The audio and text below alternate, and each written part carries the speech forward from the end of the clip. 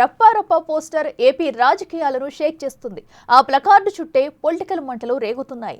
జగన్ పర్యటనలో ప్లకార్డు పట్టుకున్న రవితేజ టీడీపీ కార్యకర్త అని వైసీపీ చెబుతుంది.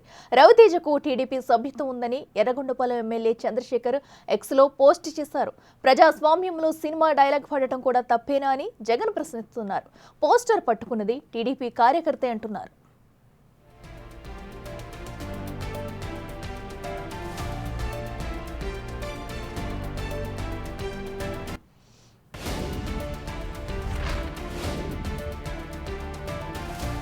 గంగమ్మ జాతరలో పొట్టేళ్ల తలకాయలు కోసినట్టు రప్ప రప్ప రప్ప రప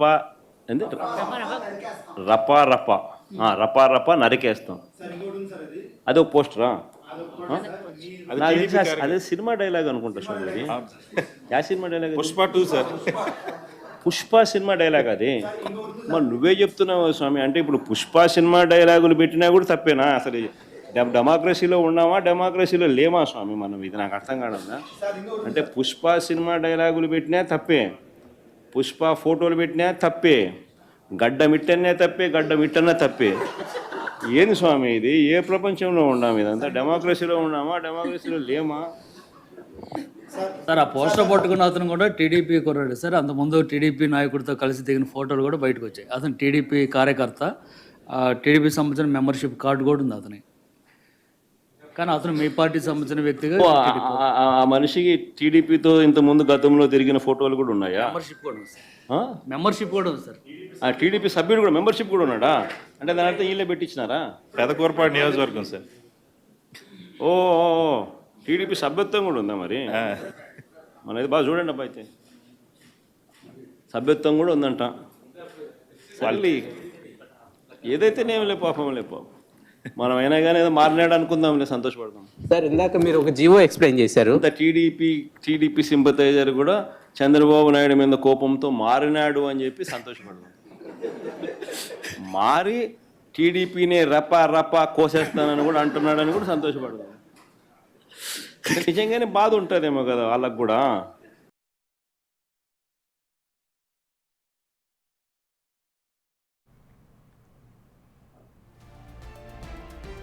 అయితే రవితేజ వైసీపీ కార్యకర్త అని టీడీపీ నేతలు చెబుతున్నారు. పోస్టర్లు ప్రదర్శించడంపై అధికార పార్టీ నేతలు ఆగ్రహం వ్యక్తం చేస్తున్నారు. నాయకుడిని చూసి కార్యకర్తలు అదే నేర్చుకుంటున్నారని హోంమంత్రి అనిత ఫైర్ అయ్యారు. ప్రజలు ఘోరంగా బుద్ధి చెప్పినా ఏమాత్రం మారలేదని కన్నా లక్ష్మీనారాయణ మండిపడ్డారు. ఒకటి పెట్టాడండి, ప్లకార్డ్ పట్టుకున్నాడు. 2029లో వైఎస్ఆర్సీపీ వచ్చిన వెంటనే గంగమ్మ తల్లి జాతరలో వేటతలలు నరికినట్టు రప నరుకుతాం ఒక్కొక్కడిని. ఇది వాడు కింద జగన్మోహన్ రెడ్డి ఫోటో వేసుకొని చూడండి ఒకసారి. మీకు కాల్ పంపించమంటే పంపిస్తాను. ఇంకొకటి పెడతాడు, ఇంకొకటి ఏదంటే కొట్టారు తీసుకున్నా మా టైం వస్తుంది అని చెప్పి ఏదో పదం ఉపయోగించి చెక్కేస్తామని అన్నాడు ఏకంగా. అంటే ఇలాంటి పదాలు కార్యకర్తలు ఉపయోగిస్తున్నారంటే నాయకుడు ఉపయోగిస్తున్నాడు కాబట్టే కదా. సినిమాలు చూపిస్తాం, సినిమా తాట తీస్తాం, సినిమాలు అంటే ఎలా ఉంటాయో చూస్తాం, ఇలాంటి పదాలు ఉపయోగిస్తున్నాడంటే ఏంటి పరిస్థితి? ఒక గాంజా బ్యాచ్ని పరామర్శించడానికి ఒక ఎక్స్-సీఎం వెళ్తాడు. అరే బెట్టింగ్లోని చనిపోయిన అతనికి సంవత్సరం తర్వాత పరామర్శించడానికి వెళ్తూ అప్పటికప్పుడు చనిపోయిన ఇద్దరు కార్యకర్తల గురించి కూడా పట్టించుకోడు, వెళ్ళిపోతాడు. ఓ పక్క నుంచి వేరే పరామర్శకు వెళ్తున్నానని చెప్పేసి ఆ పరామర్శకు వెళ్ళి హెలికాప్టర్ సాంకేతిక లోపం ఉంది, నన్ను ఏదో చేసేయడానికి చేస్తున్నారని చెప్పి అదొక క్రియేషన్. వీటన్నిటి మీద ఎస్పీ మన డిపార్ట్మెంట్ వాళ్ళు కూర్చొని ప్రెస్ మీట్లు పెడితే తిరిగి వాళ్ళ మీద ఏదో రకంగా మాట్లాడు. ఈ నాగమల్లేశ్వరరావు గారిని కూడా ఆ రోజు జూన్ 4వ తారీఖున కౌంటింగ్ సందర్భంగా ఏ విలేజ్లోనైనా జరుగుతుంది, ఏ పోలీస్ స్టేషన్ పరిధిలోనైనా 2 పార్టీలకు సంబంధించిన వాళ్ళు ఎవరైనా గొడవ పెట్టుకుంటారనే సంగతి ఇన్ఫర్మేషన్ వస్తే కంపల్సరీ పోలీస్ స్టేషన్లోకి తీసుకొచ్చి కూర్చోబెడతారు. తర్వాత అయిపోయిన తర్వాత పంపిస్తారు. 5వ తారీఖున అలాగే పంపించారు. బాబు కొన్ని రోజులు ఇబ్బందిగా ఉంటుంది కాబట్టి మీకు గుంటూరు వెళ్ళారు. 2029లో వైఎస్ఆర్సీపీ వచ్చిన వెంటనే గంగమ్మ తల్లి జాతరలో వేట తలలు నరికినట్టు రప్ప నరుకుతాం ఒక్కొక్కడిని. జగన్మోహన్ రెడ్డి ప్రవర్తనలో నిన్న జరిగినటువంటి అరాచక ర్యాలీకి ఏమన్నా మరి సంబంధం ఉంది కదా? నీ అరాచక పాలనకి, ప్రతిపక్షంలో ఉన్నప్పుడు కూడా నీ అరాచక చేష్టలకి ఏమి మార్పేమి నీకు ప్రజలు బుద్ధి చెప్పినా కూడా వచ్చినటువంటి పరిస్థితి కాదు. మరోవైపు తన భర్తను అక్రమంగా అరెస్టు చేశారని రవితేజ భార్య శ్రావణి ఆరోపిస్తుంది. మిత్రులతో కలిసి సరదాగా ర్యాలీకి వెళ్లిన తన భర్తను ఇందులో ఇరికించారని ఆవేదన వ్యక్తం చేస్తుంది. తన కొడుక్కి ఏ పాపం తెలియదని రవితేజ తల్లి కూడా చెబుతుంది.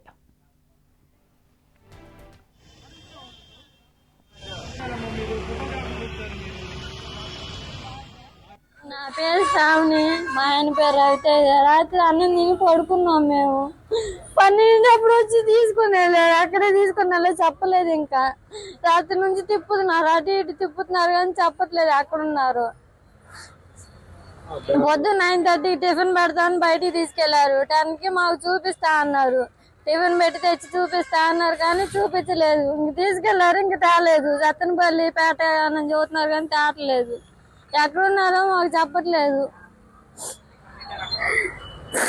ఒకళ్ళు యూనిఫామ్, ఒక సివిల్లో వచ్చారు, తీసుకొని వెళ్ళారు.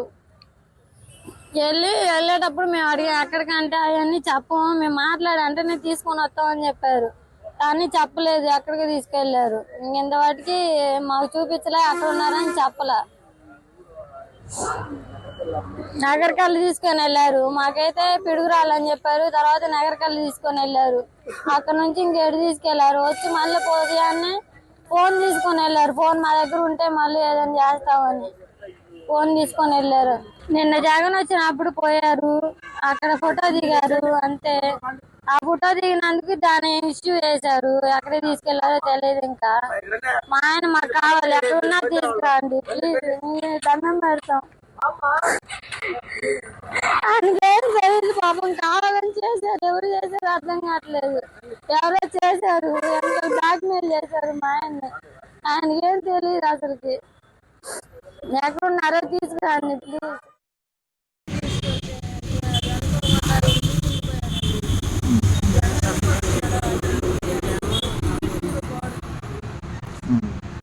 ఫ్లెక్సీలో ఏముందో కూడా చూసుకోకుండా ఫ్లెక్సీ పడుతున్నారండి. అదే అడ్డే చేస్తారు. మీటింగ్లకు కూడా బాగుండే, మేము పార్టీ లేదు ఏమి లేదు. బాగా కట్టేసి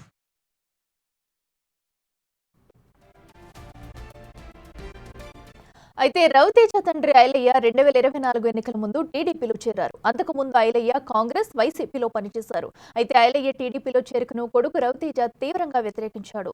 కుమారునికి 5 లక్షల ప్రమాద బీమా కోసమే రవితేజకు టీడీపీ సభ్యత్వం తీయించినట్టు తెలుస్తుంది. ఎమ్మెల్యే చంద్రశేఖర్ చేసిన పోస్ట్ మిస్లీడ్ చేసేలా ఉందని టీడీపీ సోషల్ మీడియాలో కౌంటర్లు ఇస్తుంది.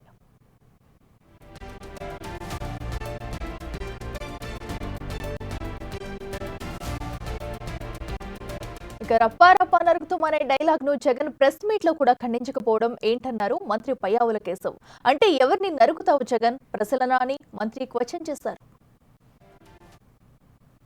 ఇవన్నీ కూడా చాలా ఆర్కెస్ట్రాడ్. మీరేవో మీ టూర్లో రప్ప నరికేస్తామనంటే సంతోషం అంటావు నువ్వు. ఒక మాజీ ముఖ్యమంత్రిగా నువ్వు ప్రెస్ మీట్లో దాన్ని ఖండించాల్సింది పోయి, ఇది మాకు సంబంధం లేదు, ఈ ఆలోచన కాదు, ఇది మా భావజాలం కాదు అని చెప్పాల్సింది పోయి సంతోషం నరికేద్దాం అంటున్నాడు కదా, సంతోషం అంటున్నాడు అని అంటే ఏం చెప్పదలుచుకున్నావు సమాజానికి? హింసని ప్రేరేపించడం కాదా? Declaring the war. ఈ పదాలన్నీ ఎక్కడి నుంచి వస్తున్నాయి అని అంటే మీలో ఉన్నటువంటి ఆ ఫ్రస్ట్రేషన్, ప్రజల మీద ఫ్రస్ట్రేషన్. మీకు ప్రభుత్వం మీద తిరుగుబాటు కాదు, మీరు ప్రజల మీదే తిరుగుబాటు. ఎవరిని నరుకుతారు మీరు? ప్రజలనా? ప్రజాస్వామ్యాన్న? ఎవరిని? ఓటమి నుంచి మీరు అసలు ఓటమిని అర్థం చేసుకున్నట్లు లేరు మీరు ఇంతవరకు. మీలో ఎక్కడ కూడా మార్పు కనపడడం లేదు.